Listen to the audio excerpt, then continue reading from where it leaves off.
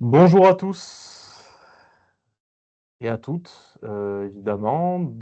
Merci d'être là avec nous cet après-midi. L'idée et le thème de l'intervention aujourd'hui, ça va être le pilotage et la gestion de sa trésorerie. Donc, de manière très opérationnelle, l'idée, c'est d'avoir des éléments de réponse et des éléments très concrets pour surveiller, à la fois surveiller, piloter et optimiser sa trésorerie. Ça va être le cas pendant 1 heure. L'idée principale, c'est qu'on fait quelque chose d'interactif. Donc, vous n'hésitez pas à me couper si vous avez une question, qu'elle soit technique, qu'elle soit de revenir sur quelque chose que j'ai dit, ou de faire du cas particulier. Voilà.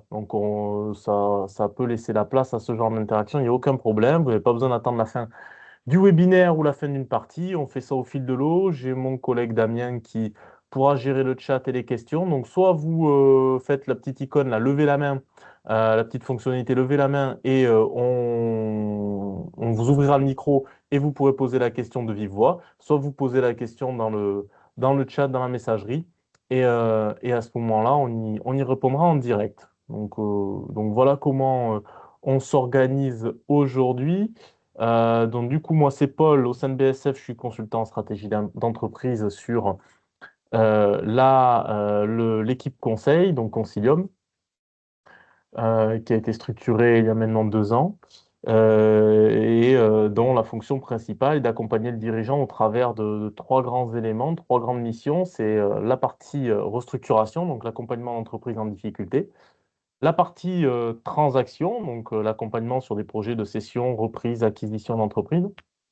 Et puis une partie plus large de stratégie entreprise avec de l'aide au pilotage, de l'aide à la prise de décision, de la levée de fonds, d'accompagnement à la levée de fonds ou tout autre projet de développement. Voilà. Hop. On va attendre les quelques petits retardataires, mais je pense qu'on va pouvoir commencer. Donc, vous n'hésitez pas à me couper ou à rebondir si vous le souhaitez.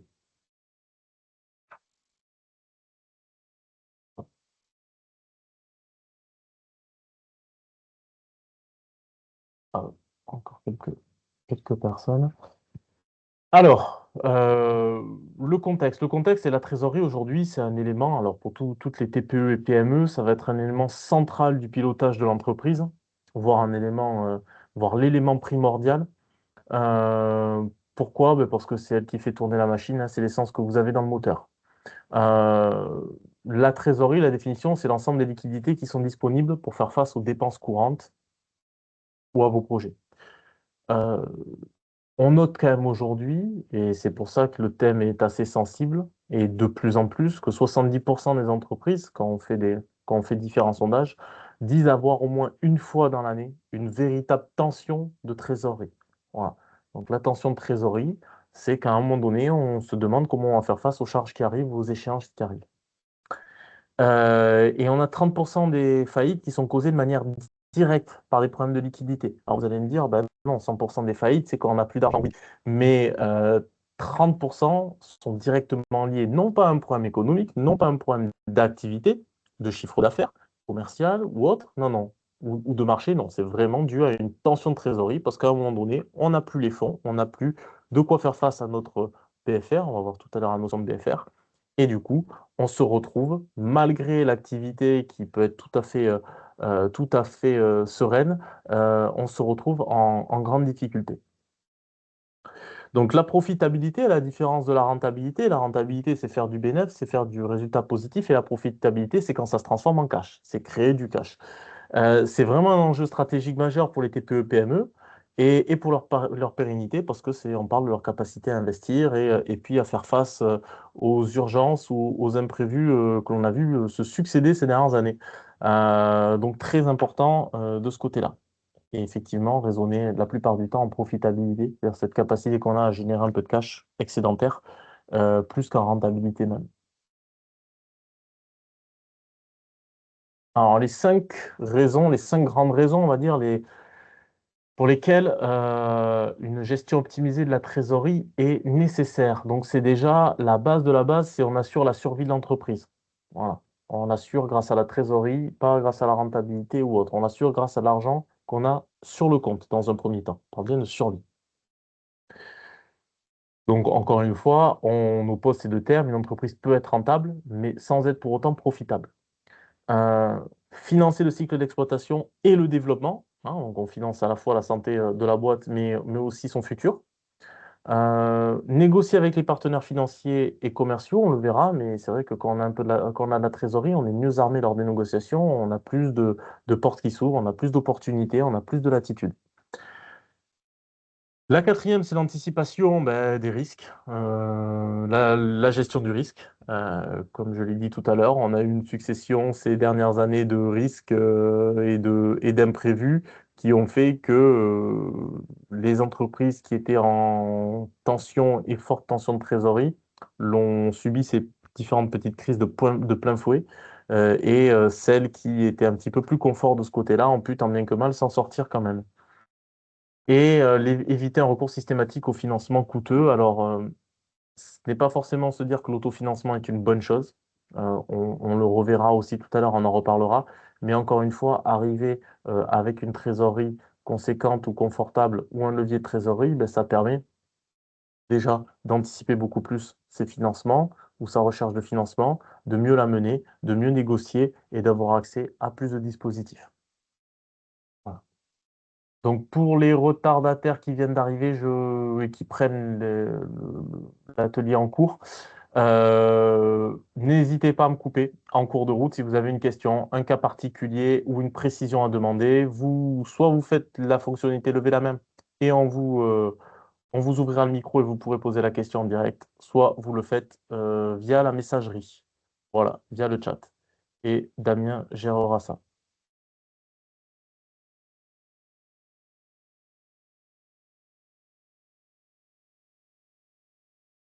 Donc, un élément fondamental à prendre en compte et à bien connaître et à bien savoir utiliser ou tout du moins identifier, c'est le besoin en fonds de roulement.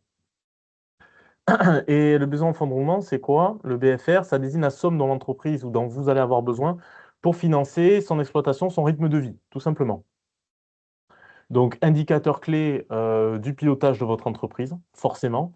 Et ça va finalement être l'indicateur qui va modéliser un décalage que vous allez avoir entre des flux entrants et des flux sortants, donc les décaissements et les encaissements. Et notamment dans certaines activités de négoce ou de production, on va avoir un BFR qui peut être très long. Pourquoi?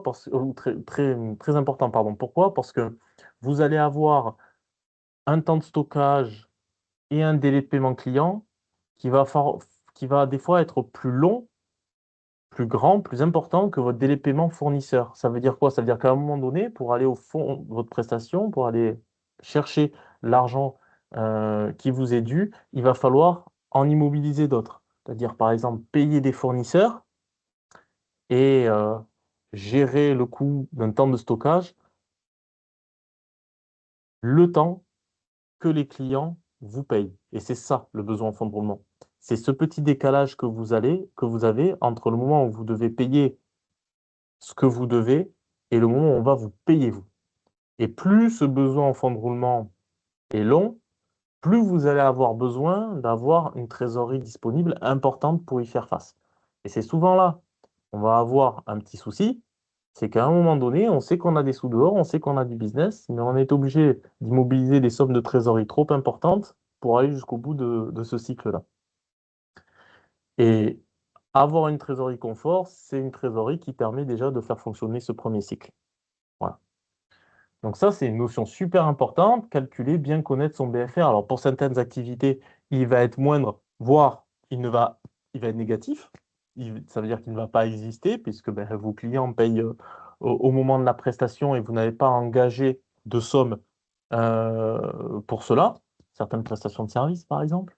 Et d'autres dans l'industrie ou dans le négoce ou autres vont avoir des BFR très lourds, très longs en fonction de la typologie de client avec lequel ils travaillent. Et là, c'est hyper important de le connaître, de bien le maîtriser et de savoir comment on y fait face.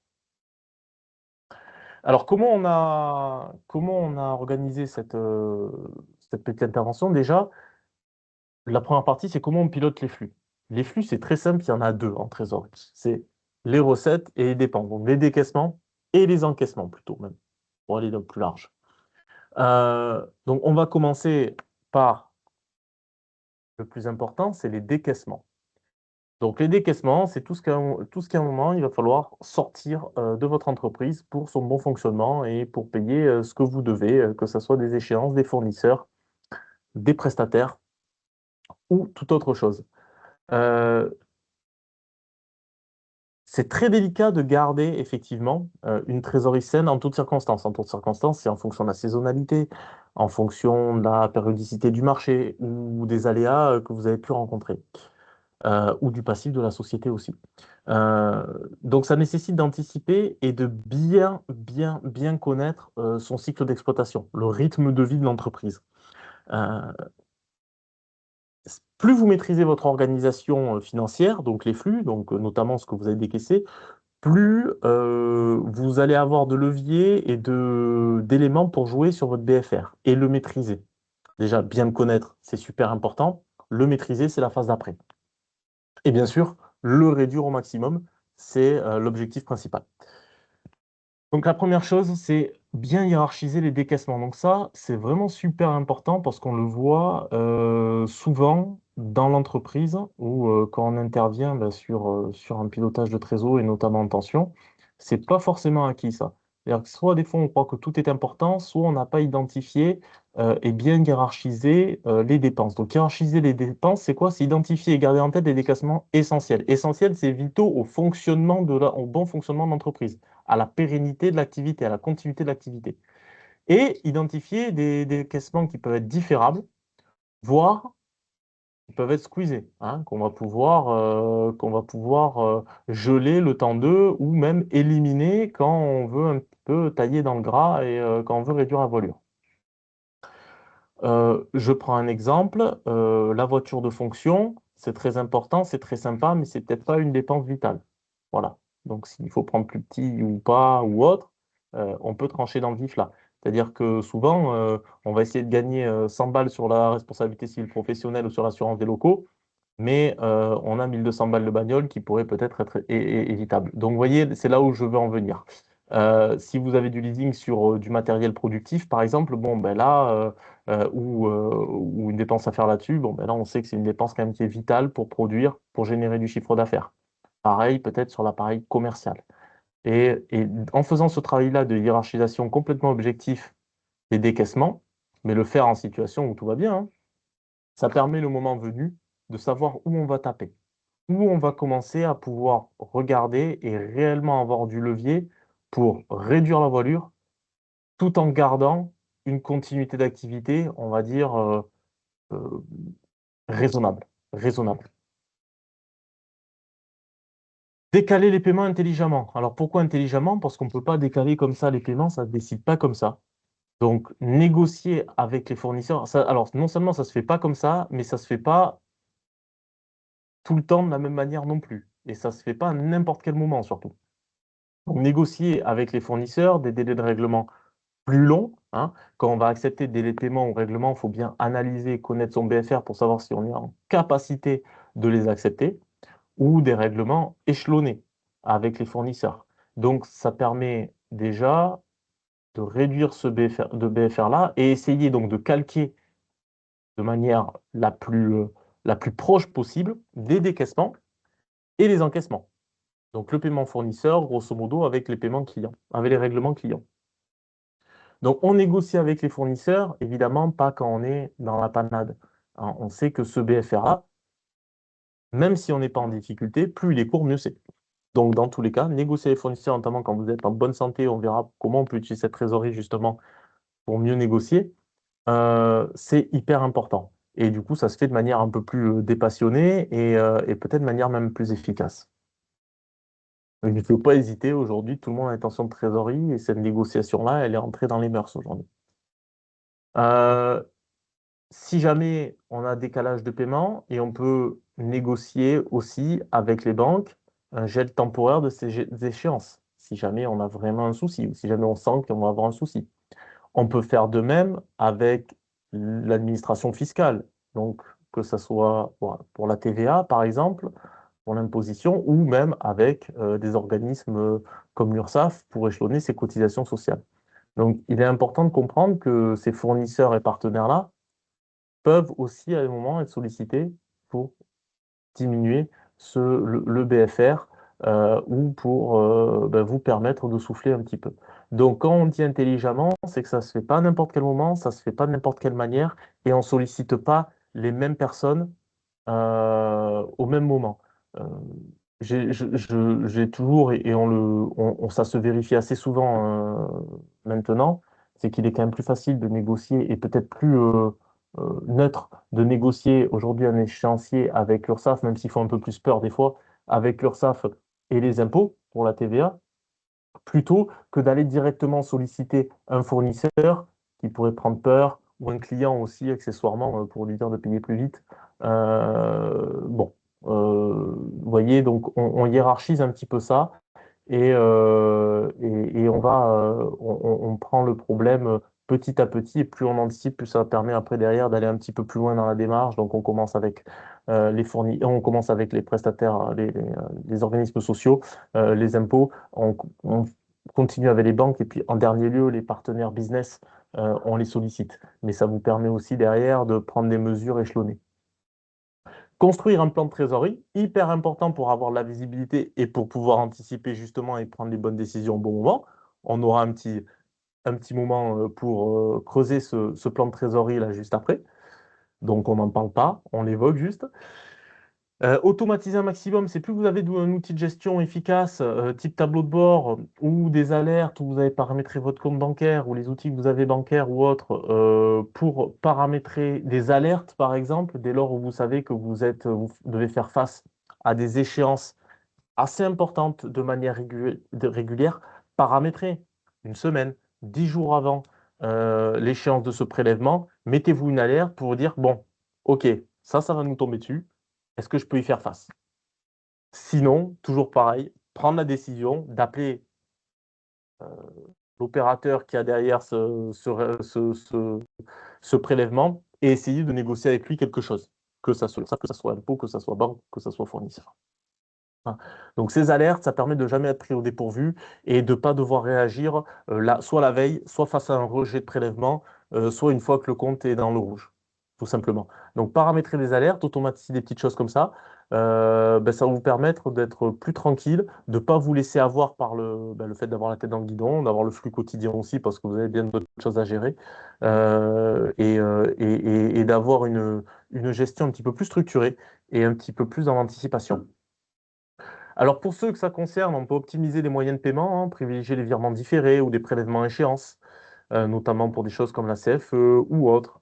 Éviter les paiements instantanés si la trésorerie est un peu tendue. Utiliser pour ceux qui ont des commerciaux ou autres ou qui ont pas mal de frais de représentation ou déplacement, des cartes plafonnées ou prépayées. Parce que souvent, quand on a pas mal de personnes un peu dehors, on a un rythme de vie de l'entreprise quand ça va bien, qui des fois dérape un peu sur certaines dépenses. Et le jour où ça va mal, c'est un petit peu compliqué d'y revenir. C'est un petit peu plus compliqué de réduire cette voilure-là. On n'arrive pas bien à le quantifier non plus. Donc voilà, les cartes des fois plafonnées ou prépayées, ça permet de se dire, voilà, au moins déjà j'ai ce garde-fou-là qui nous permet de ne pas dépasser certaines choses. Voilà. Et s'efforcer de constituer une petite réserve. Donc là aussi, le fameux matelas de sécurité. Donc on verra comment, vers la fin de l'intervention, comment on structure une trésorerie, comment est structurée la trésorerie, les trois grandes couches de trésorerie que vous allez pouvoir construire et consolider.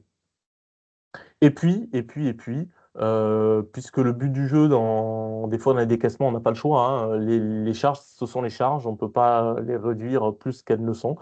Donc, encore une fois, dans une logique d'anticipation, ouvrir un compte provision, hein, ouvrir à la banque un compte qu'on met de côté sans moyen de paiement, sans que ça nous coûte cher, mais où on va mettre de côté systématiquement euh, une partie des sommes qu'on reçoit, vous m'avez compris, hein, pour la TVA, ou une partie des sommes que l'on sait prélever en tant que gérant ou autre pour payer l'URSSAF, par exemple, que ce soit des indépendants ou autres. Voilà, donc qu'on puisse derrière anticiper, mettre des cotisations sociales, de la TVA de côté. Pourquoi? Parce qu'il est très important que quand vous regardez votre compte courant d'entreprise, ce que vous avez sur le compte, ça soit votre trésorerie opérationnelle, voilà, et non une trésorerie théorique. Qu'est-ce que j'appelle la trésorerie théorique? La trésorerie théorique, c'est quand vous regardez votre compte bancaire et que la somme que vous voyez, bah, déjà, ne vous appartient plus en totalité. Parce que vous avez rentré du chiffre d'affaires, il y en a déjà une partie qui appartient à l'État, c'est de la TVA, vous avez peut-être sorti aussi un petit peu de rémunération de gérance, il y a une partie qui appartient déjà à l'URSSAF, des indépendants, et vous serez prélevé plus tard. Donc c'est intéressant quand même d'avoir ce compte provision, vous mettez ça de côté, comme ça quand les échéances arrivent, vous savez que vous tapez dedans, et encore une fois, un peu moins pris au dépourvu, vous avez un petit peu anticipé. Alors bien évidemment, si jamais il y a des besoins forts et urgents, ben, on va taper un peu dedans, mais il faut s'efforcer de reconstituer. Voilà. Comme ça, vous n'avez pas forcément à faire face à un imprévu qui fait qu'à un moment donné, vous auriez eu des sous sur la banque, vous les auriez pu naturellement les utiliser ou autre, sans que ça vous alerte plus que ça, et puis une échéance arrive et boum, ça va foutre tout en l'air. Donc, important, ce compte-là à côté pour de la bonne gestion. Donc ça, c'est vrai, on n'a pas non plus énormément de moyens d'agir sur les décaissements, parce qu'encore une fois, ils sont la plupart du temps tout à fait nécessaires et indispensables. Mais l'idée, c'est de se structurer. C'est de se structurer, c'est d'utiliser les bons outils, avoir le bon niveau d'information pour prendre les bonnes décisions au bon moment et surtout, encore une fois, le plus tôt possible.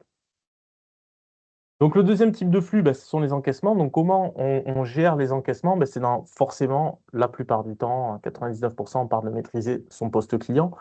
Pourquoi? Parce qu'aujourd'hui, une des principales causes de tension, voire de trésorerie dans le rouge, ce sont l'accumulation des retards de paiement qui sont dus ben, aux difficultés financières que peuvent rencontrer vos propres clients et votre secteur d'activité.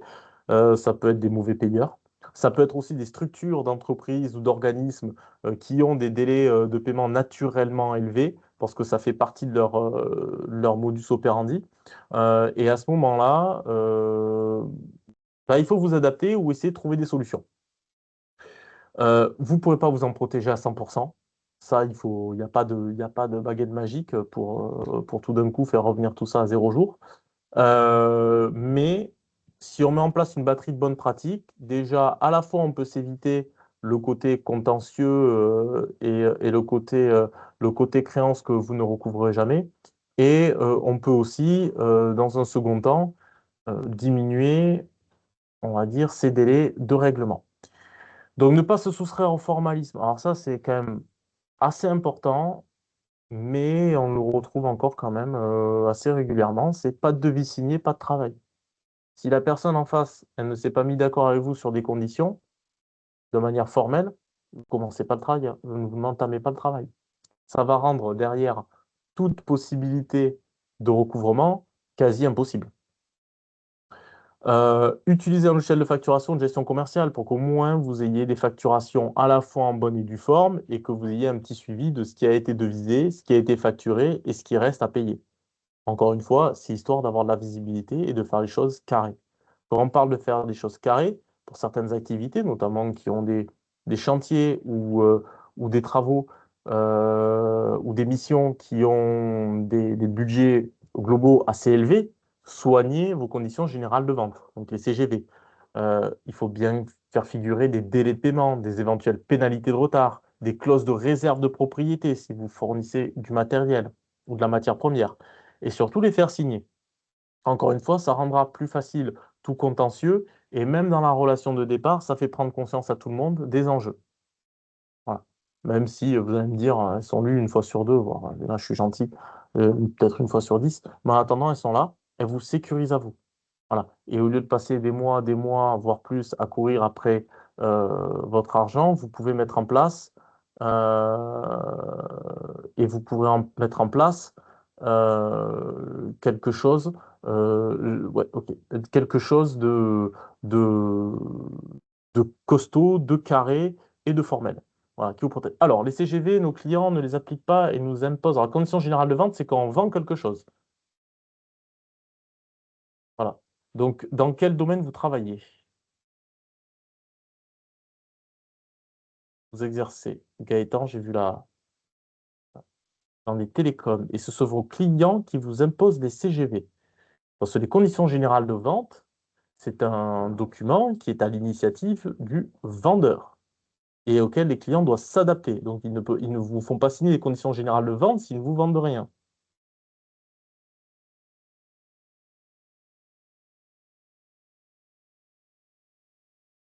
Donc, c'est là. Alors, qui vous imposent, eux, leurs conditions de fonctionnement, ça, c'est autre chose. Ah oui, d'accord. OK. Donc, ce n'est pas des conditions générales de vente.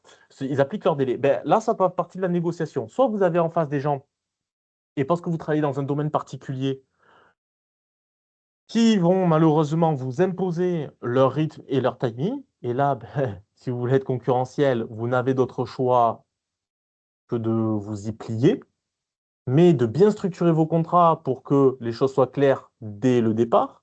C'est-à-dire que si vous disent, OK, bon, nous, le paiement, il est à 90 jours et pas à 60, ben, que ça soit 90 et pas 120, parce qu'il faut qu'ils s'engagent aussi de leur côté, hein, il n'y a pas de souci. Donc, il y a des contrats, hein, dans le contrat, dans votre contrat prestation, vous pouvez le mettre, hein, vous pouvez adapter. Si vous, elles sont de 60 jours habituellement, ben là, vous allez forcément modifier peut-être vos CGV. Vous allez mettre 90 parce qu'ils ont dit 90, mais 90, c'est pas 120.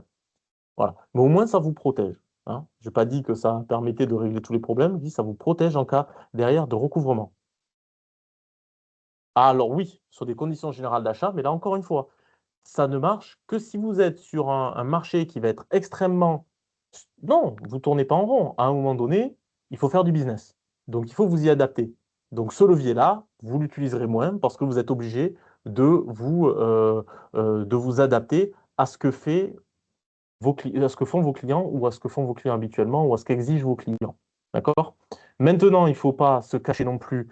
Il y a des secteurs où, ben, de fait, c'est obligatoire parce que c'est comme ça, parce que c'est dans les mœurs ou parce que c'est dans la structure du secteur d'activité ou du marché. Maintenant, il y a aussi beaucoup de marchés où ça ne l'est pas et où vous avez des structures qui acceptent de se plier à certaines choses, comme on le verra tout à l'heure, raccourcir les délais de paiement et ne pas facturer, par exemple, d'acompte ou ne pas demander d'acompte, parce que soi-disant, ça gêne le client.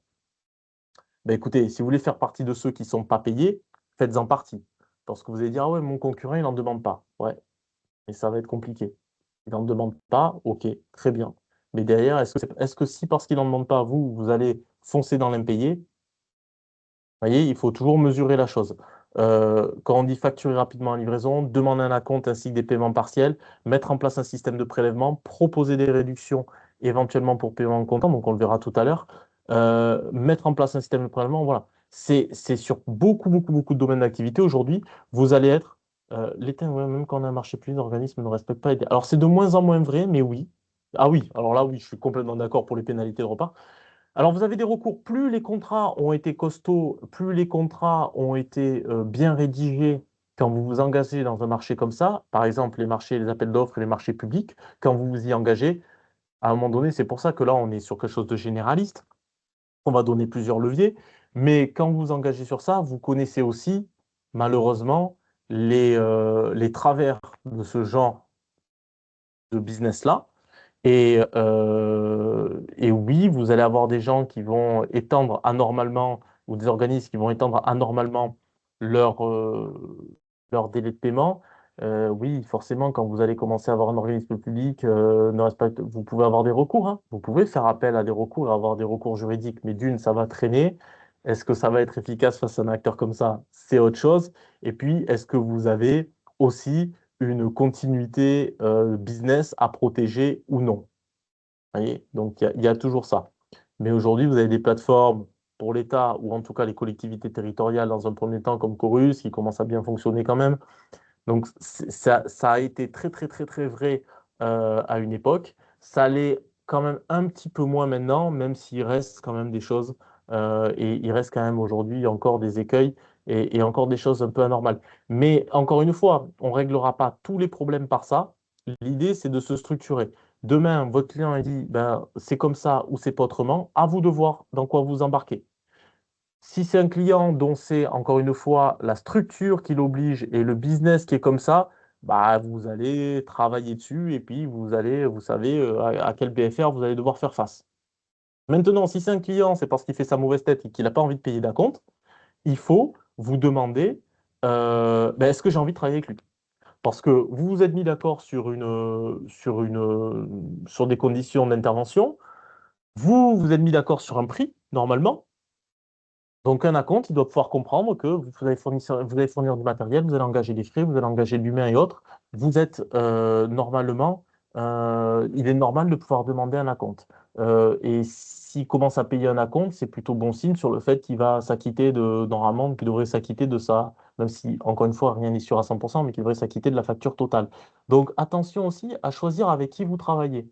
Parce que c'est pas juste l'idée de se dire ben, je ne vais pas récupérer mon argent, c'est l'idée même d'en perdre. Vous allez engager du travail.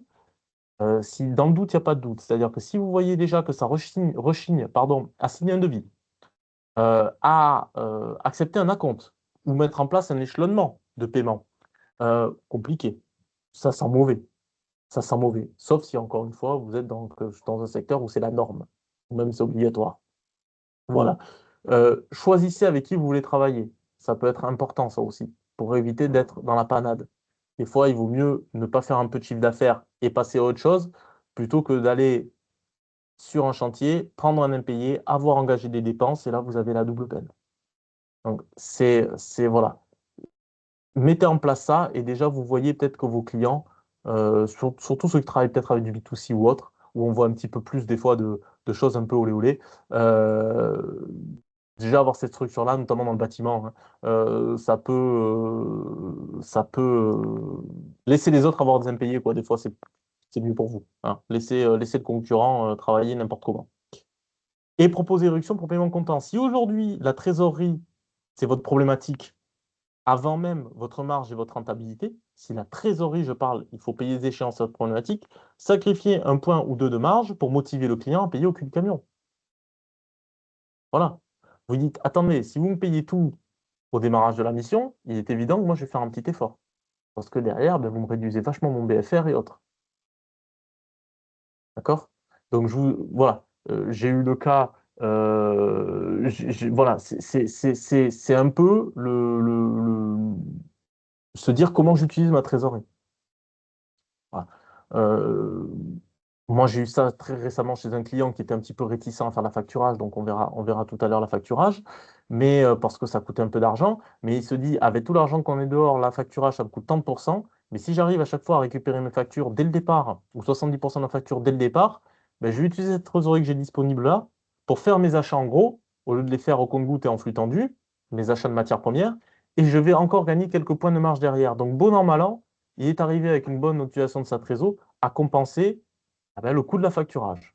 En partie, bien sûr, en partie. Donc, il faut réfléchir à qu'est-ce qui est le plus important derrière. Et cette logique-là, vous pouvez l'avoir à l'inverse. Tout le monde est en tension, tout le monde a besoin de trésorerie. La trésorerie est devenu l'élément le plus urgent pour les boîtes. Donc, quand vous en avez, ben, vous pouvez aussi inversement négocier quelque chose quand vous payez comptant. Voilà. Donc, faites attention à qui travailler, formalisez au maximum. Mettez en place un suivi rigoureux. Mettez un jour un tableau de suivi des factures. Pourquoi? Parce que souvent, on a des impayés parce qu'on n'a pas relancé assez vite. Arrêtez la relance gentille ou informelle. Ah, vous pouvez penser à me payer ma facture. Non. Non. La facture, c'est comme le boulot, c'est un process. Et on met en place un process formel, dépassionné encore une fois. On ne laisse pas traîner. On a un système de relance, même si elles sont très cordiales, bien évidemment. Faut pas être, vous n'êtes pas des huissiers de justice. Mais vous ne laissez pas traîner. Plus une facture traîne, moins vous avez de chances de la revoir. Ça, c'est une règle qui est immuable. Mettez en place une procédure de relance régulière et si vous n'êtes pas à l'aise avec ça, parce que vous dites, ben moi, avant tout, je veux préserver ma relation avec mon client, la continuité de mon business et autres, et je ne sais pas trop faire parce que je suis un peu sanguin, parce que si je commence à demander, ça va vite m'énerver, ou au contraire, je suis un peu introverti, donc je ne vais pas réussir à faire une demande à s'appuyer, externalisez-le. Externalisez-le. Vous pouvez avoir des secrétaires externalisés qui peuvent faire ça ou donner ça à une autre personne dans votre entreprise et ça peut être très bien. Ça peut être relancé. Et éventuellement, si vous avez un souci ou quoi que ce soit avec ça, vous voulez pas que ça soit trop personnel, créez-vous une adresse. Créez-vous une adresse si vous travaillez tout seul. Créez-vous une adresse mail compta@gmail.com et puis vous l'envoyez là depuis là-dessus. Ah ouais, mais c'est la personne qui s'occupe d'un compta qui vous a relancé, effectivement. Moi. Vous, ça vous permet de vous dédouaner un petit peu de ça, de parler du client, de la technique, du business ou de la mission. et puis de déléguer ça à votre pseudo service compta ou à quelqu'un externalisé qui va le faire voilà, de manière beaucoup plus objective, beaucoup plus tranquille et professionnelle. Mais ne laissez pas les factures dehors. Facturez rapidement. Plus vous allez terminer, dès que vous avez terminé la mission, les travaux quoi, facturez directement. Directement. Ça permet d'être fixé aussi plus rapidement. Et puis, dans le show de l'action, eh bien, c'est souvent payé plus rapidement. Protégez-vous en amont, donc essayez de vérifier la solvabilité des clients. Quand vous commencez un gros chantier ou autre, essayez quand même de jauger qui vous avez en face. Vous vous engagez pour de longues périodes, essayez de jauger qui vous avez en face. Si besoin, ayez recours à la facturage, si vraiment vous avez besoin et qu'il n'y a pas d'autre solution. Diversifiez votre portefeuille client aussi et restez vigilant sur les clients vitaux pour l'entreprise. Si vous avez des clients qui représentent plus de 20% ou 30% de votre activité, mais soyez hyper vigilant à eux. Il ne faut pas laisser traîner une facture, il faut voir s'ils sont toujours en bonne santé financière ou autre. Parce que si eux dégringolent, ils vont vous entraîner aussi. Donc, il faut pouvoir l'anticiper. Encore une fois, je ne dis pas que vous allez trouver la solution miracle, je dis, mais quand on anticipe, en général, un peu plus de temps pour venir voir que si on met les œillères et que si on se retrouve face à la situation au moment de l'échec. Et entretenir, améliorer votre relation client. Si vous êtes réactif, professionnel, vous tenez vos engagements de délai et de qualité, que vous communiquez aussi très régulièrement sur l'avancée de votre mission, de vos travaux ou autres, ouais, on va le rappeler tout à l'heure, la facturage, on a fait une diapo dessus. Mais le principe, c'est clairement de faire assurer votre facture. Donc, il y a quelqu'un qui rachète votre facture, grosso modo, un organisme, et qui, lui, se charge de se faire payer. Voilà. Il vous donne, en général, c'est entre 70 et 80% de votre facture, il vous la donne. Les 20% derrière, quand il s'est fait payer, mais c'est lui qui se charge après derrière de porter le risque. Voilà. Ça réduit votre délai de règlement client. Mais on verra un petit peu les enjeux tout à l'heure. Et donc, entretenez votre relation client, parce que plus vous êtes communiqué de manière transparente, régulière, et vous cultivez un climat de confiance, moins il y a de chances que la personne soit dans un pays. Si demain, vous avez des mails ou autre, disant, voilà, c'est passé ça, il s'est passé ça avec le client est content, il y répond et autres, il n'a aucune excuse à trouver pour ne pas payer à la fin. Donc ça aussi, ça aide parce qu'on sait aussi qu'on a des clients, et je suis d'accord avec les intervenants précédents, des fois de mauvaise foi et qui cherchent à étaler les délais, voire des fois ne pas payer ou payer moins, et ils vont essayer de trouver le moindre subterfuge et s'engouffrer dans la moindre brèche possible. Donc on évite et ça permet de vite voir venir aussi. Mais soyez pro. Ah, voilà, soyez pro. Vous savez qu'aujourd'hui, le moindre dysfonctionnement ou des fois la moindre défaillance ou, on va dire mécontentement pour le client, ça peut donner lieu derrière à une bisbille sur la facturation. Donc, soyez aussi pro de votre côté. On le voit, on a beaucoup de professionnels qui ne sont pas assez réactifs, qui ne tiennent pas leurs engagements de délai. Derrière, le client va vous allumer sur la partie facturation. C'est normal. C'est normal. Le prévisionnel de trésorerie. Donc ça, c'est l'outil un petit peu phare que vous devez avoir. Quel est l'objectif? Éviter les tensions de trésor en prévoyant les périodes sensibles, en visualisant bien les saisonnalités, anticiper d'éventuels besoins en financement, donc savoir qu'est-ce qu'on fait pour ces financements-là, optimiser une prise de décision, même faciliter, j'aurais tendance à dire, la prise de décision, et puis améliorer ou consolider la relation avec alors, les banques, les investisseurs, tout autre partenaire, fournisseur ou autre. Euh, Il participera à démontrer la solidité de la santé financière de votre entreprise.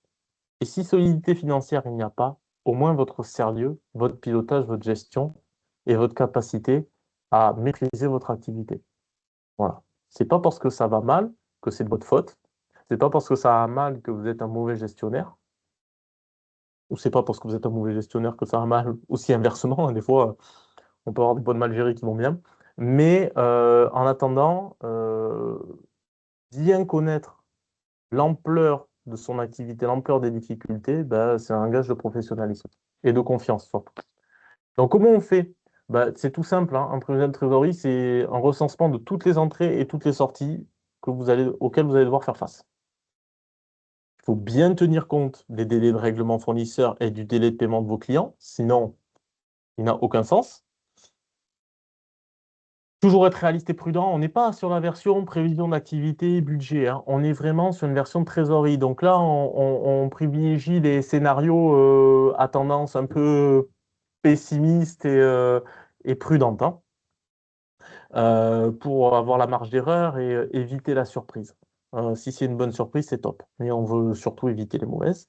Effectuer une mise à jour régulière du prévisionnel, puisque votre entreprise va aussi évoluer au même rythme. Et automatiser un maximum votre outil, alors que ce soit avec une solution digitale, avec Excel ou autre, mais pour que derrière, ça soit facile à piloter, facile à organiser et facile à suivre. Donc un prévisionnel de trésorerie un petit peu simple, hein, parce que là on est sur une activité de prestation de service. Il se... le tableau se modélise comme ça. Voilà. Donc j'ai l'ensemble de mes flux. On peut les classer par grande famille aussi. Alors on peut être plus ou moins détaillé en fonction de l'activité, en fonction de ses enjeux, en fonction du volume d'activité que l'on a. Pourquoi j'ai mis celui-ci, qui est un vrai prévisionnel de trésorerie en plus, qu'on avait fait pour un de nos clients. Euh, je l'ai mis parce qu'il est caractéristique de ce qu'on peut rencontrer. Donc là, de toute manière, il n'y a pas de problème, hein, dans la boîte. Voilà. Là, on n'est pas face à quelque chose où on va gérer un truc incroyable. On va juste gérer du quotidien. On va gérer du quotidien avec une activité, vous le voyez, comme beaucoup. Alors nous, on ne travaille pas avec des bases Excel. Le fait de faire des bases Excel pour des prévisionnels de trésorerie, on verra, ça dépend extrêmement fortement de vos délais de règlement client, de la structure de votre boîte ou autre. Donc, c'est quand même un peu de savoir-faire, un tableau de trésor comme ça. Donc, on n'a pas forcément d'exemple. Surtout que là, ce que je vous montre, c'est fait avec un logiciel professionnel. Voilà, qui nous permet de prendre en compte des délais de règlement client, même très différents par typologie de produit ou d'activité. Donc, autant vous fournir un exemple, on peut, un modèle, ça sera plus compliqué. Donc là, on est face à une activité où il y a une particularité, c'est qu'on a une saisonnalité extrêmement forte et extrêmement marquée, on va dire du mois de septembre au mois de novembre. Voilà. Saisonnalité très basse par rapport à l'activité globale. Et puis une trésorerie, somme toute, qui n'est pas une trésorerie exceptionnelle comparativement au volume d'activité. Donc voilà un peu les deux caractéristiques. Et qu'est-ce qui se passe? Il se passe qu'au mois 6, partons du principe qu'on est en juin, on a un investissement de 18 000 euros à faire. Donc on n'a pas notre tableau de trésorerie, on est en mai, on a 84 000 euros sur les comptes, c'est pas trop grave, et on a 18 000 pour une machine-outil ou un utilitaire, admettons, à acheter. Ou un véhicule de société. Voilà, parce qu'on est sur du service, donc un véhicule de société, admettons. Qu'est-ce que je fais? 9 fois sur 10, on va le faire, hein. On achète. Tranquille, on a les sous, on va pas demander au banquier, il va nous mettre 3 mois avant de faire la simulation, il va nous énerver. Euh, on balance, on a le cash, on achète. Donc, qu'est-ce qui se passe si je l'achète comme ça? Il se passe qu'au mois 11, on va devoir serrer un peu les fesses. Si vous regardez, si on fait cet achat-là comme ça, et que ça se passe comme on l'a prévu dans le prévisionnel, au mois 11, on est à 28 000 euros de trésorerie. Et vous regardez que quand même les totales de déclassement mensuels, hein, donc en grosso modo, le niveau de charge mensuel que l'on a, niveau de décaissement mensuel, il est plutôt de l'ordre de 82 000 euros. Alors autant vous dire que quand on a ça et qu'il nous reste 28 000 euros sur le compte, faut pas qu'il arrive une bêtise, hein. Faut être sûr qu'on fasse les chiffres que l'on a annoncés, hein, parce que sinon on est totalement dans le rouge direct. Voilà. Donc au mois 5, cet investissement du mois 6, 9 fois sur 10, je garantis, je peux mettre ma main à couper, on l'autofinance. Par contre, si on a la vision ne serait-ce qu'à 5-6 mois supplémentaires, là on se pose la question, on se dit, attention. Donc qu'est-ce que c'est que cet investissement? Il nous reste plusieurs choses à faire. Soit effectivement je l'autofinance, et là, en ayant la vision, mauvaise décision de gestion. Soit il me reste quoi? Soit je le diffère, je me dis, attends, je vais reconstituer peut-être un petit peu plus ma trésor, je vais voir comment ça se comporte sur une autre période de saisonnalité un peu plus haute, peut-être qu'on n'en a pas énormément besoin. Sinon, on peut se dire, ben là, quand même, il nous le faut, il est indispensable à notre activité. Je ne peux pas me permettre de l'autofinancer parce que je pars à la cata, je vais le faire financer par la banque. Ok, il va être un peu cher mon banquier, ok, il va mettre 3 semaines, un mois avant de me faire le truc, mais je m'assure une trésorerie plus saine, c'est-à-dire 18 000, grosso modo, pour 18 000 euros supplémentaires, En octobre, en octobre et en novembre, quand je vais devoir faire face à une saisonnalité plus basse. Donc, c'est pas un truc magique, c'est pas incroyable ce qu'on vient de faire. C'est du quotidien, du tout venant. Mais en attendant, le fait d'avoir cette petite visibilité à 6 mois, ça a permis de prendre une meilleure décision. Ça va pas changer complètement la donne. Euh, c'est voilà. Ou on peut négocier avec le fournisseur un échelonnement de paiement. Alors, échelonnement de paiement, oui, alors ça peut être, si on parle d'un véhicule, on va parler d'un leasing ou d'une LOA. Alors, à voir si maintenant, après, financièrement, il vaut mieux faire un leasing, une LOA ou autre. Mais avec certains, encore une fois, avec certains fournisseurs, l'échelonnement de paiement peut être négociable, des fois non. Voilà, là, ça peut être un peu plus compliqué, mais effectivement, on peut tout à fait prévoir un échelonnement de paiement, pourquoi pas. Voilà. Maintenant, c'est souvent du financement, donc c'est souvent derrière un taux, souvent une prestation, et donc un taux derrière et un leasing, hein. Les fournisseurs, maintenant, ils disent oui, on va échelonner, mais en vérité, il y a l'organisme de leasing qui va vous faire le financement. Donc, c'est juste l'idée de prendre une décision pour qu'elle soit la plus en adéquation possible avec la santé réelle de votre entreprise à l'instant T et sur les 6 prochains mois. Parce qu'on ne peut pas étendre des prévisions de trésorerie, il faut que ça reste assez précis. On ne peut pas les étendre sur des années et des années. On peut le faire pour avoir une vision globale, mais pour piloter de manière précise, on le fait souvent sous 12 mois glissants. C'est ce qu'on va voir ici. Euh, sur les 6 astuces pour faire un bon prévisionnel de trésorerie. Être réaliste et pas trop optimiste. Donc, on se base sur les données FAB, on évite les précisions à la louche, les prévisions pardon, à la louche ou au doigt mouillé, comme on dit. On vaut mieux privilégier une approche, encore une fois, dans le pessimisme. Euh, Pas de mauvaise surprise. Surtout maintenant, on l'a vu, l'imprévu devient presque quotidien. On a eu les gilets jaunes pour les commerçants qui en ont un peu bavé aussi. On a eu le Covid pour tout le monde, qui en ont bien bavé aussi. On a eu à un moment donné le blocage du port de Shanghai. On a eu la guerre en Ukraine. Donc on a eu une succession de trucs qu'on appelait des trucs exceptionnels avant et qui reviennent assez régulièrement et qui ont beaucoup, beaucoup, beaucoup impacté même nos petites PME, TPE, petits commerçants et artisans du coin. Donc important d'avoir cette approche un peu pessimiste et c'est la trésorerie qui a permis à ces gens-là de pouvoir s'en sortir. Voilà, la trésorerie et les PGE. Donc, maîtriser la saisonnalité, c'est super important. Il faut être vraiment conscient de votre saisonnalité. Il y a rarement des entreprises, enfin, il y en a effectivement, mais qui ont un flux tout à fait régulier et tout à fait homogène tout au long de l'année. Donc, quand on a une saisonnalité, et d'autant plus quand elle est marquée, il faut surtout faire très très attention à ce qui va se passer pendant cette période de saisonnalité basse. Je veux dire, il ne faut pas que cette période de saisonnalité basse soit génératrice de difficultés, parce qu'après, elle va vous tirer vers le bas pour rembrayer sur votre période haute où là, ben, il faut lâcher les chevaux. Donc, la plupart du temps, on a en plus des difficultés, comme on l'avait vu plus haut, qui sont que passagères, hein. C'est juste des fois passer un mauvais moment, passer une mauvaise passe, qui peut prendre plus ou moins de temps. Là aussi, c'est très important de pouvoir identifier la période pendant laquelle vous allez être en difficulté. Le prévisionnel vous permet de dire ça aussi. On le verra tout à l'heure comment on gère une rupture de trésorerie, mais on va vous donner la marche à suivre de manière très précise de comment on gère une période de tension de trésorerie. Choisir une période adaptée, alors 12 mois. 12 mois. Quand vous le faites sur 12 mois, déjà, c'est déjà pas mal de savoir à quelle sauce on va être mangé dans les 10-12 prochains mois. Un découpage mensuel. Faut pas essayer de faire plus détaillé que le détail. Déjà, pour beaucoup, beaucoup, beaucoup de PME et TPE, le découpage mensuel est déjà pas si mal que ça, si vous avez une bonne vision. Vous pouvez avoir un découpage hebdomadaire si vraiment une granulation hebdomadaire, si vraiment les enjeux sont importants. Organiser les postes de façon claire, encaissement, décaissement et autres, il faut vraiment avoir clarifié les choses aussi, parce que ça peut vous permettre d'identifier rapidement le poids de chaque décaissement ou d'encaissement, ou de type d'encaissement et de type de décaissement que vous avez. Voilà. Et ça peut vous permettre de mettre le doigt dessus et de surveiller les choses peut-être différemment.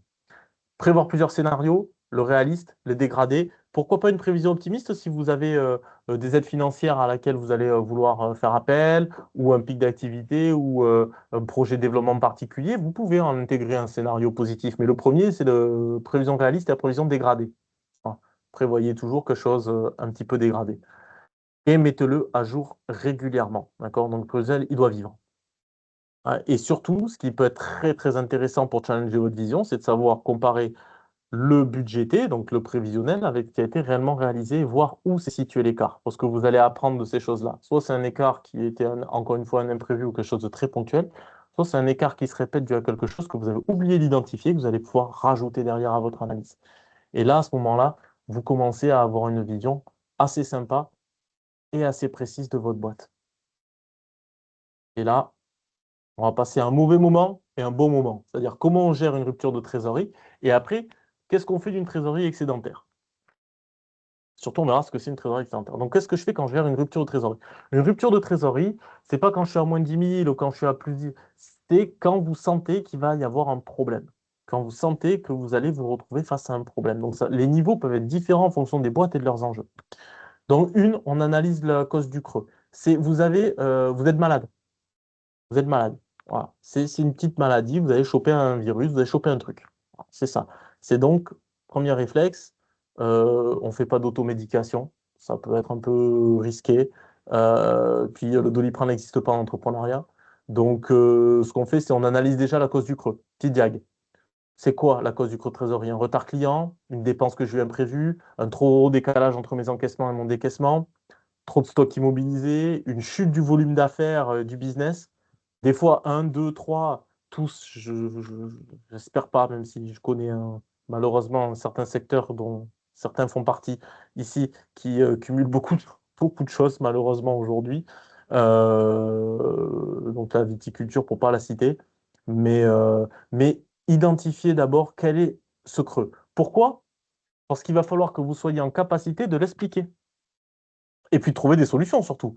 Mais dans un premier temps, la deuxième chose, c'est qu'est-ce que je fais? Je vais avoir un problème, je vais avoir un souci. Je vais, pas je l'ai. Ça, le je l'ai, j'ai le souci, on va essayer de l'éviter.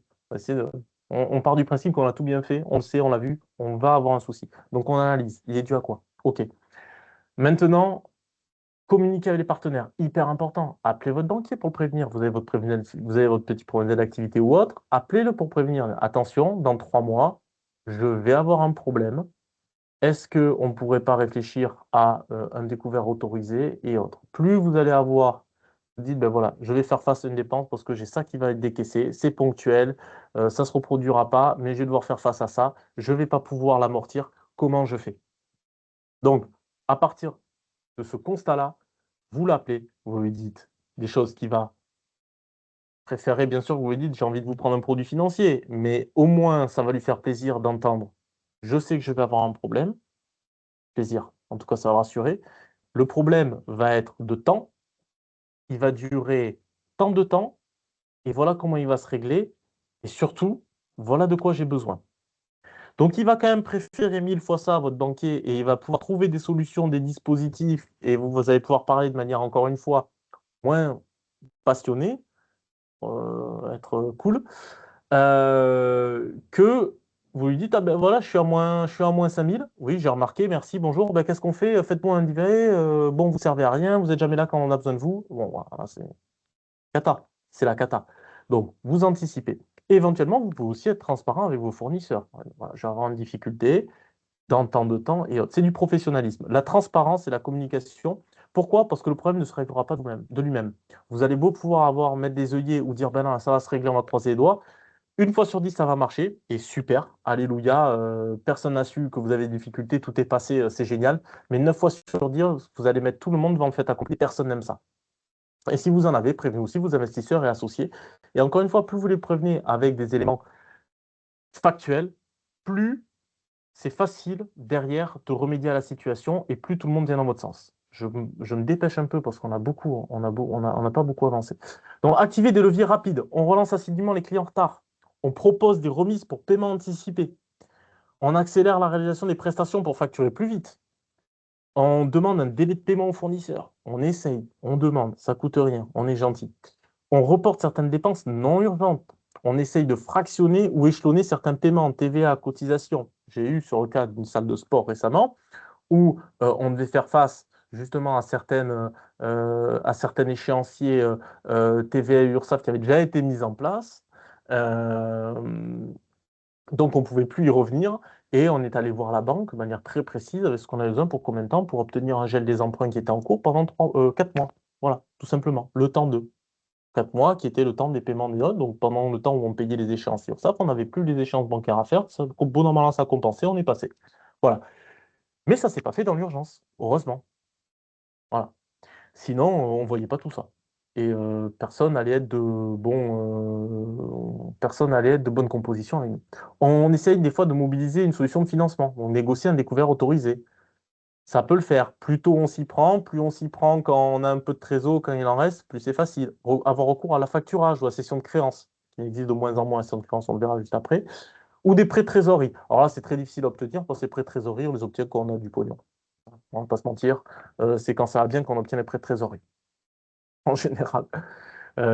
Donc, je parle pour globalement les activités en général. Donc, négocier le découvert, avoir recours à la facturage, et tout ça prend un peu de temps. Donc, plus vous l'anticipez, moins vous le faites avec le couteau sous la gorge. Et après, en cas vraiment rouge, rouge, rouge, là, mauve foncé voilà, qui est pas beau, il faut préserver la continuité de l'activité. Là, on peut avoir un recours aux procédures collectives et aux différentes procédures, que ce soit collectives ou préventives.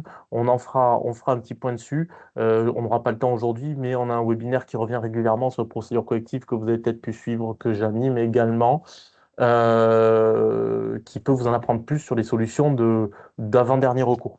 Voilà, parce que ça reste des solutions d'avant-dernier recours et pas forcément de dernier recours. Je me dépêche un petit peu. La créance d'AI, ça se fait plus de moins en moins, hein. Les banquiers ne font plus ça. On a recours de plus en plus souvent au factor ou à la facturage. Donc, qu'est-ce que c'est la facturage? C'est une société de factor qui va prendre en charge vos factures. Donc, ils vont dire, ben voilà, donnez-nous votre facture, on vous en paye 80% et on se fait en attente que vous fassiez payer par le client. Bon, moyennant bien sûr des frais, vous avez compris, ils ne sont pas là pour la philanthropie. Donc, qu'est-ce que c'est cet affacturage? Donc, c'est une société à facturage, souvent liée aux banques, qui vient et qui prend le relais sur votre facture. La relation client, il faut faire attention à voir si vous gardez ou pas dans le contrat de facteur la relation client. Ça peut être important parce que sinon, demain, le client qui ne sait pas que vous avez fait appel à une facteur sur sa facture voit le facteur le relancer. C'est pas génial pour maintenir la relation. Donc, voyez si c'est utile pour vous ou quoi de garder la relation client. Donc, ce n'est pas le cas tout le temps. Les formalités sont alors plus lourdes qu'un AI, mais sont souvent avec dossier client à analyser. Donc, formalité pas toujours hyper rapide, hein. La notification au client, par contre, n'est pas obligatoire. On a de la facturage confidentiel, donc ça, c'est pas mal. Le client ne peut ne jamais savoir que vous avez fait appel à un facteur sur sa facturation. Donc, lui, à la rigueur, vous gardez ça.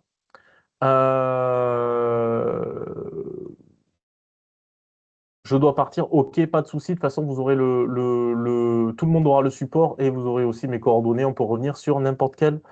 Oui, oui, on vous l'aurez par mail. Damien va vous envoyer ça et puis vous aurez mes coordonnées. On pourra revenir sur n'importe quel point par téléphone, visio ou mail. Il n'y a aucun problème. Donc souvent, le problème de la factura, c'est qu'ils vont vous prendre un client entier, une grappe de facture, voire presque une grande partie de votre chiffre d'affaires. Voilà. Donc les frais ben, sont élevés, une commission de service plus intérêt, donc ça à voir en fonction du contrat que vous aurez. Et puis la flexibilité, c'est ça, hein, on cède souvent toutes les factures d'un client en plus. Ça, c'est voilà. On sait qu'on s'engage avec le factor sur des contrats et bon, c'est un mode de fonctionnement, mais qui dans certains cas peut sauver la mise, encore une fois, hein. Puis on récupère de la trésorerie, cette trésorerie, on peut l'utiliser pour autre chose et dans certains cas, on peut compenser une partie de son coût si on fait bien les choses. Donc les procédures collectives, je squeeze dessus, inscrivez-vous au webinaire, il est sympa aussi sur les procédures collectives. Et il me reste deux parties importantes à faire, c'est l'utiliser votre trésorerie excédentaire. Donc ça, j'y tiens, c'est important parce qu'on n'est pas tous quand même, ce ne sera pas tout le temps. Et pour tout le monde, la galère avec la trésor. Donc la trésorerie excédentaire, qu'est-ce que c'est? Ce sont les fonds disponibles. Alors, la trésorerie, c'est les fonds disponibles sur le compte bancaire de la société. Elles peuvent être compartimentées pour moi, encore une fois, c'est une approche que je défends, sont trois catégories différentes, trois compartiments que je préfère, voilà, que j'identifie avec mes clients et qu'on met ensemble, qu'on met en place pour piloter efficacement. Donc, il y a le nécessaire pour vivre. Ça, vous savez, c'est ce qui couvre votre BFR. C'est la trésorerie vitale, on va dire, pour la société. Celle qui vous servira à financer votre cycle d'exploitation, anticiper les échéances. Voilà. En gros, grosso modo, sans ce montant minimal, vous ne survivez pas. L'entreprise est en grand danger, la continuité d'activité est mise à mal. Vous avez le second niveau, qui n'est pas la trésorerie encore excédentaire pour moi, c'est là où il ne faut pas se tromper, qui est le matelas de sécurité. Et encore un niveau auquel je n'aime pas toucher. C'est quelques mois d'excédent de charges fixes. Vous avez fait votre état des charges, vous connaissez parfaitement bien vos charges maintenant que vous avez fait tout ce qu'on a dit. Vous les connaissez excessivement bien, vos charges et notamment vos charges indispensables. Et pourquoi pas vous dire, ben, je prends mon niveau de charge indispensable mensuel et je vais m'efforcer de mettre de côté en fonction de mon activité, mon BFR, la particularité de ma boîte, 3 à 12 mois de ces montants-là de côté. En cas de Covid, gilets jaunes, guerre en Ukraine, guerre je ne sais où. Voilà. Quelque chose qui vous, à un moment donné, vous obligerait à avoir une activité quasi nulle ou très réduite. Et là, ça vous permet d'avoir de 3, 6, 8, 12 mois de charges fixes payées. Donc, ce qui permet de continuer encore l'activité, de continuer à faire vivre la société malgré un passage à vide, complètement, avant de redresser la barre. Voilà. Ça vous permet de gagner du temps. Ça, c'est pas de la trésorerie excédentale, c'est un matelas de sécurité, c'est tout aussi indispensable pour moi et on doit le constituer. Et maintenant, tout ce qu'on va avoir au-dessus, c'est de la trésorerie excédentaire. C'est ce qu'on appelle la trésorerie excédentaire. Et là, c'est le truc un peu sympa avec lequel on va pouvoir s'amuser un peu. Voilà. Donc là, alors s'amuser, c'est un bien grand mot. Moi, ça m'amuse beaucoup, mais c'est pas tout le monde. Le troisième compartiment révèle donc la trésorerie que vous pourrez utiliser sans mettre en danger la boîte, sans mettre en danger sa survivabilité, sans pour autant taper dans le matelas de sécurité. C'est vraiment à des fins d'investissement, de développement, c'est ce qui va vous permettre de continuer le développement et les projets dans votre boîte. Donc, comment on l'utilise stratégiquement, cet excédent? Sujet un peu plus sympathique que les précédents. Donc, si vous avez une trésorerie qui est bien calibrée, aux petits oignons, vous allez vite pouvoir déterminer votre niveau de trésorerie excédentaire, donc vite déterminer ce que vous avez sous le coude pour pouvoir faire des choses, quelles qu'elles soient. Donc, quelles sont ces choses?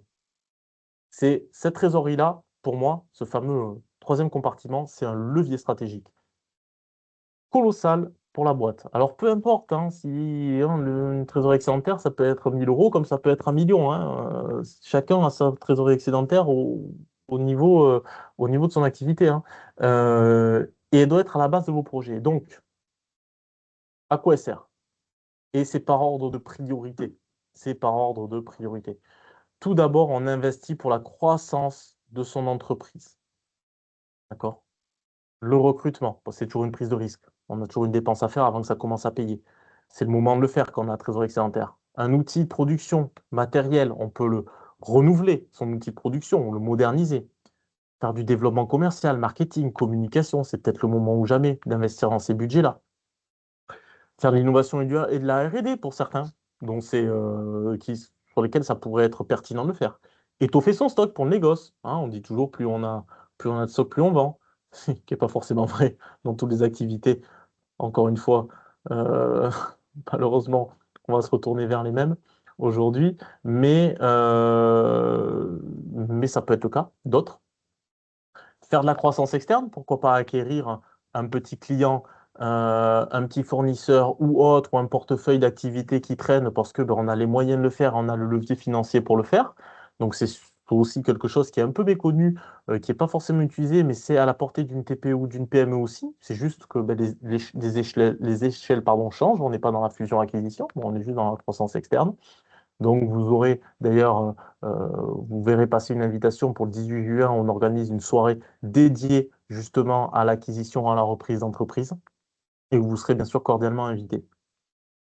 Ça peut être l'achat de ces locaux, pourquoi pas, pour gonfler un petit peu le patrimoine que l'on va pouvoir avoir autour de son activité professionnelle.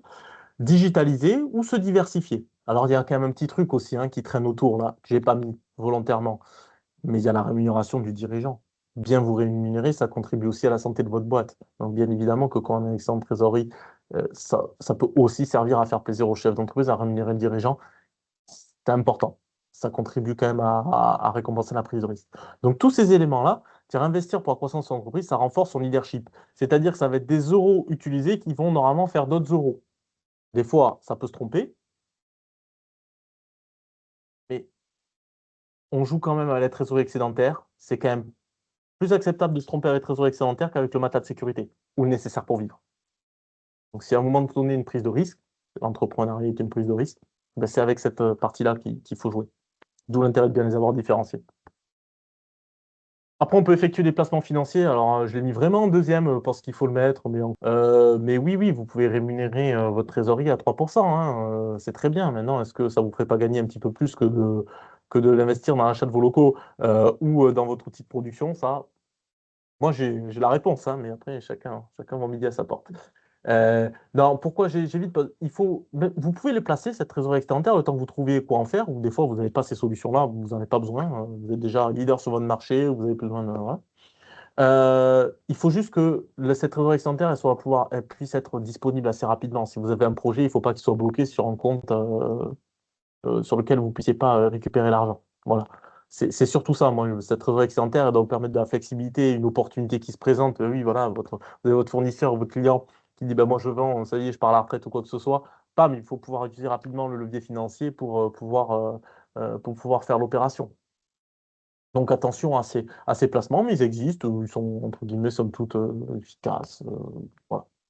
Vous pouvez vous rapprocher des personnes compétentes que moi je ne suis pas sur cette partie-là. Mais bon.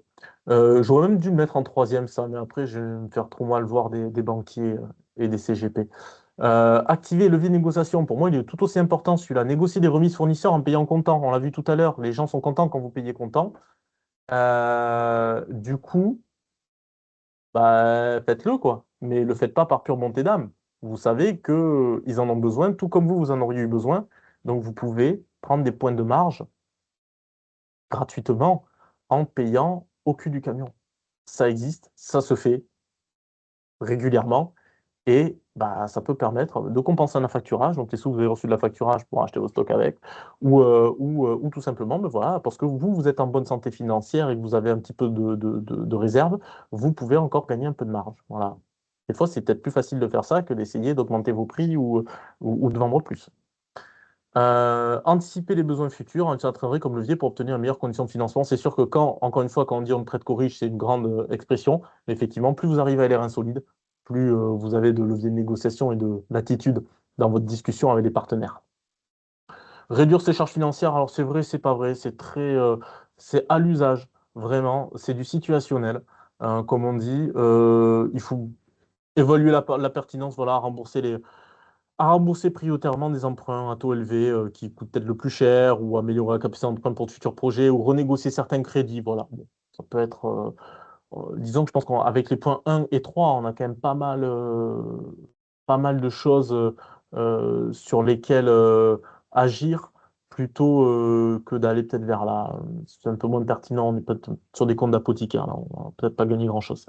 Mais encore une fois, et attention quand je dis, parce que ça je le dis à chaque fois, utiliser la trésorerie excédentaire, bon pour le recrutement bien évidemment, hein, pour la R&D, sans même pas pour étoffer son stock, oui, voilà.